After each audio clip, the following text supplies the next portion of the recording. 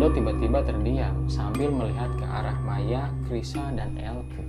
Edo tersadar ada suara perempuan yang ikut bernyanyi selain mereka.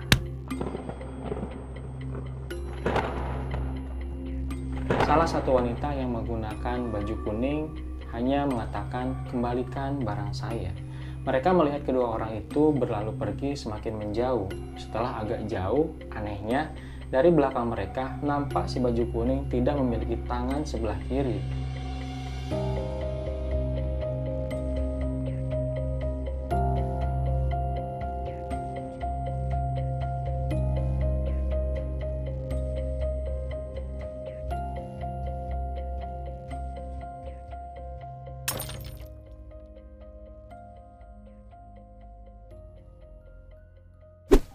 Assalamualaikum warahmatullahi wabarakatuh.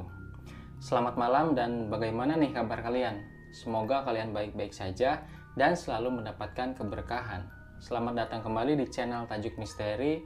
Pada malam kali ini, gua mau nyeritain suatu cerita di mana ada sekelompok orang yang diganggu sosok makhluk yang menyerupai wanita cantik. Ketika mereka ngecamp di sekitaran Gunung Bromo, sosok tersebut mencari barangnya yang hilang. Tapi tahu nggak sih kalian apa yang mereka cari?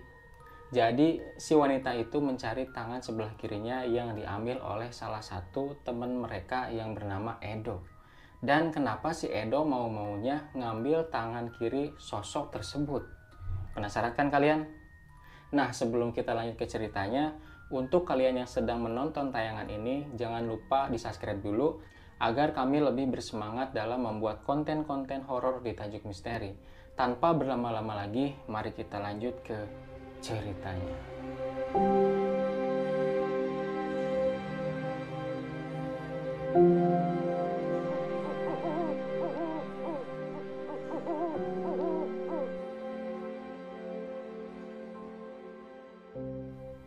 Pagi itu mereka berenam memutuskan untuk mengunjungi Gunung Bromo dengan menggunakan 3 sepeda motor dengan berbonceng-boncengan satu sama lain. 3 orang laki-laki yaitu Mail, Fandi, dan Edo, dan 3 orang perempuan yaitu Maya, Elke, dan Krisa.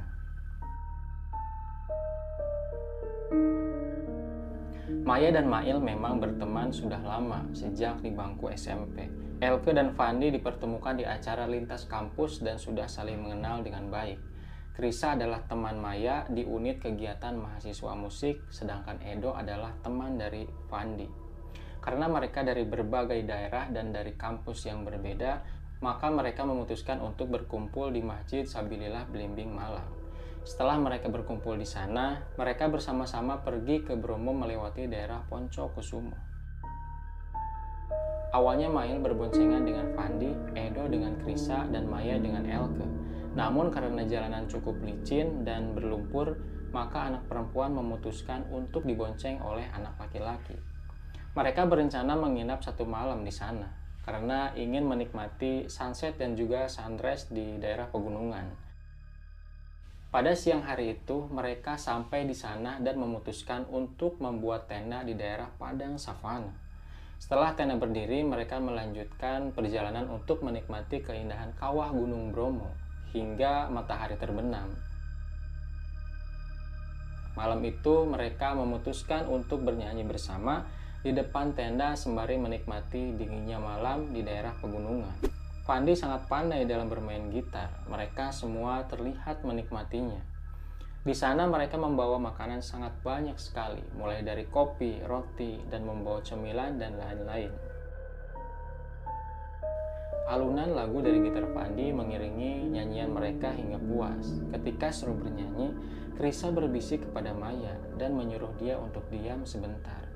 Pada saat itu, Maya agak heran kenapa Krisa menyuruhnya untuk diam, dan ternyata Krisa mendengar ada suara lain yang ikut bernyanyi.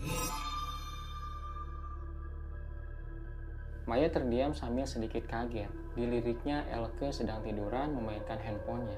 Namun Maya mendengar suara perempuan yang melanjutkan nyanyian beriringan dengan suara Fandi dan Edo.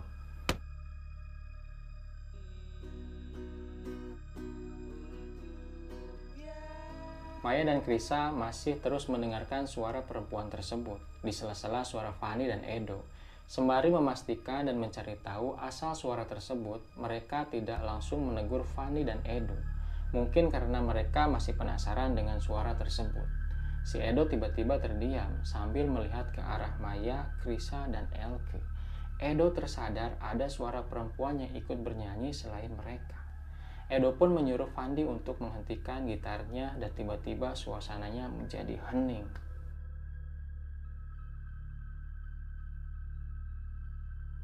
Pada saat itu, Fani tidak mendengar suara apapun yang dimaksud oleh Edo. Tapi Krisa, orang pertama yang mendengar suara tersebut, meyakinkan Fandi. Iya, beneran. Kita dengar ada yang ngikutin kita nyanyi selain kita di sini. Dan Elke pun menyambung pembicaraan bahwa dia dari tadi nggak ikutan nyanyi dan hanya diam sambil bermain HP. Keadaan masih stabil dan terkondisi. Mereka mengira mungkin pada salah dengar atau mungkin si Mail yang ngerjain mereka. Tapi si Mail bukan tipe anak yang suka jahil. Dia tadi berpamitan tayamum karena ingin menunaikan sholat Isya. Tapi di hati kecil mereka tetap bertanya-tanya dan merasa ada yang janggal. Untuk mengusir suasana yang sedikit agak mencekam, Fandi melanjutkan bermain gitar lagi dan bernyanyi diikuti oleh Edo, Maya, Elke, dan Krisa. Mereka kompak sekali menyanyikan lagu pop Indonesia. Kali ini suara perempuan lain yang ikut menyanyi semakin keras. Bulu kuduk mereka pun langsung merinding, melirik ke sana dan kemari yang ada hanya kegelapan. Namun ada dua sosok perempuan yang tiba-tiba muncul dari arah kegelapan tersebut, menuju ke tenda mereka. Dan tiba-tiba saja dua orang itu semakin mendekat. Dua orang perempuan itu berkulit putih, cantik dan berambut panjang. Yang satu berpakaian kuning dan yang satunya coklat. Spontan mereka semua sedikit kaget dengan kehadiran dua orang itu. Karena mereka diam saja, akhirnya si Edo mulai bertanya kepada dua orang itu dan menanyakan dari mana asal mereka, terus kemana rombongan kedua wanita itu. Akhirnya mereka duduk mendekat. Mereka satu persatu bertanya dan mengajak ngobrol dua wanita tersebut. Tapi mereka hanya menjawab bahwa mereka mencari sesuatu barang miliknya yang hilang.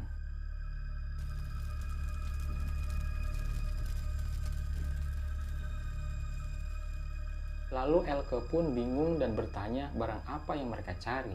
Si perempuan tersebut hanya tersenyum. Wajah mereka semakin terlihat pucat dan menjadi tambah pendiam. Keanehan mulai nampak. Dua orang itu akhirnya berdiri dan menjauhi tenda mereka. Sebelum berlalu pergi, salah satu wanita yang menggunakan baju kuning hanya mengatakan, "Kembalikan barang saya." Mereka melihat kedua orang itu berlalu pergi semakin menjauh. Setelah agak jauh, anehnya, dari belakang mereka nampak si baju kuning tidak memiliki tangan sebelah kiri.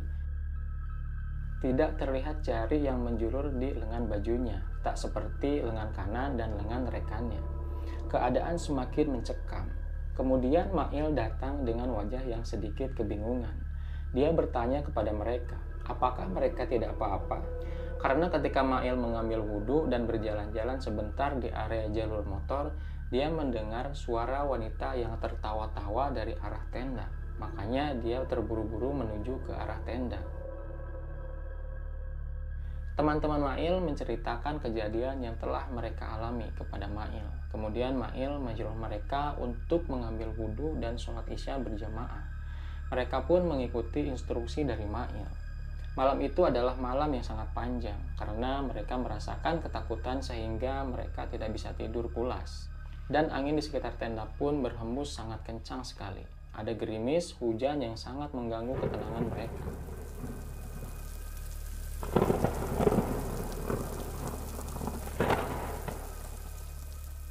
Dalam tidur sekejap mereka, 3 di antara 6 orang yaitu Fandi, Krisa, dan Edo mengalami mimpi yang sama, yaitu didatangi oleh wanita berambut panjang yang mirip dengan perempuan yang telah mereka temui semalam. Sebelum subuh dini hari, mereka sudah bangun dan menceritakan mimpi yang sama tersebut. Setelah itu mereka mencium bau busuk yang sangat menyengat di area tenda, sehingga Edo merasa sangat mual dan sakit perut. Tangannya dingin, katanya dia merasa sangat panas, seperti orang yang sedang demam campur menggigil. Maya membantu membuatkan sesuatu minuman hangat untuk Edo, sedangkan yang lain mengemas tenda mereka. Mereka memutuskan untuk pulang pagi hari setelah matahari naik, karena suasananya sudah tidak enak sama sekali. Awalnya mereka masih ingin bersenang-senang dan berfoto-foto di sana, namun keadaan sudah tidak mendukung lagi. Setelah matahari naik, Edo masih lemas namun sudah bisa bangun. Setelah kondisi Edo lebih membaik, mereka memutuskan untuk pulang. Si Maya memberanikan diri pulang dengan membonceng Elke, Fanny dengan Krisa, dan Mail membonceng Edo yang sedang sakit. Dalam perjalanan pulang, ternyata sepeda motor Maya mati, sehingga mereka diharuskan untuk berhenti sekalian beristirahat. Setelah dicoba starter beberapa kali, ternyata motor Maya tidak bisa hidup sama sekali, sehingga mereka sedikit menyerah sambil menunggu orang lewat di jalur pulang itu. Nah, di situ Edo merasa sangat bersalah dan berbicara kepada teman-temannya bahwa dia pas awal mau ke Bromo, dia menemukan kotak kecil dan mengambil kotak kecil itu ketika dalam perjalanan berangkat.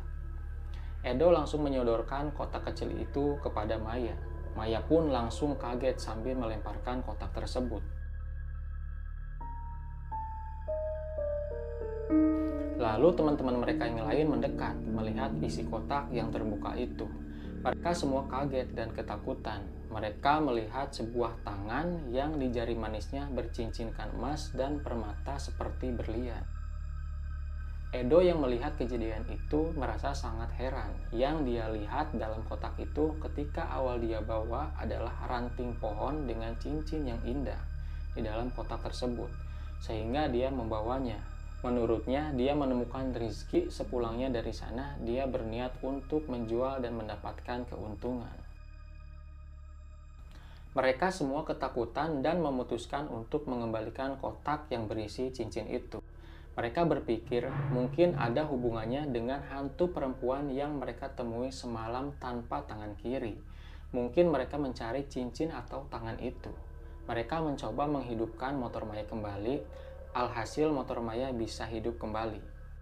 Karena tempat ditemukannya kotak itu sudah terlewati, maka mereka memutuskan untuk berputar balik dan mengembalikan kotak tersebut. Perjalanan pulang sangatlah lancar meskipun mereka sedikit merasa ketakutan. Di perjalanan, Maya ketemu dengan omnya ketika masuk ke daerah Palang. Maya melihat omnya berdiri di depan rumah. Omnya yang memang tinggal di situ hanya disapa oleh Maya, sembari tersenyum dan melanjutkan perjalanan. Sesampainya di rumah mereka masing-masing, Maya ditelepon oleh omnya. Dan omnya pun bertanya kepada Maya, "Tadi dari mana, Maya?" Maya bilang ke omnya bahwa dia tadi baru saja pulang dari Bromo. Kata omnya, "Kok teman kamu yang paling belakang boncengan 3, kan bahaya. Terus wanita yang pakai baju kuning paling belakang juga nggak pakai helm lagi." Seketika Maya langsung terdiam dan kebingungan. Dia berpikir sosok hantu yang semalam mendatangi mereka ternyata mengikuti Edo sampai ke rumahnya.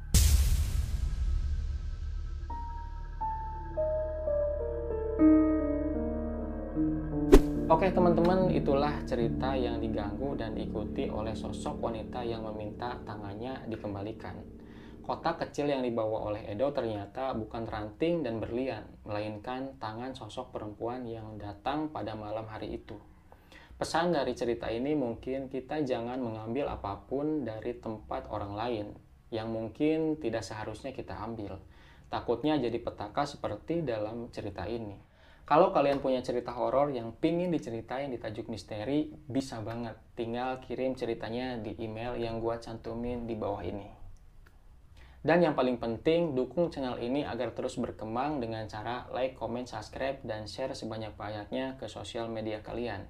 Semakin banyak kalian share dan semakin banyak kalian komen di channel ini, maka channel ini akan semakin berkembang. Oke, terima kasih sudah menonton sampai selesai dan sampai jumpa lagi di video berikutnya. Gua undur diri. Assalamualaikum warahmatullahi wabarakatuh.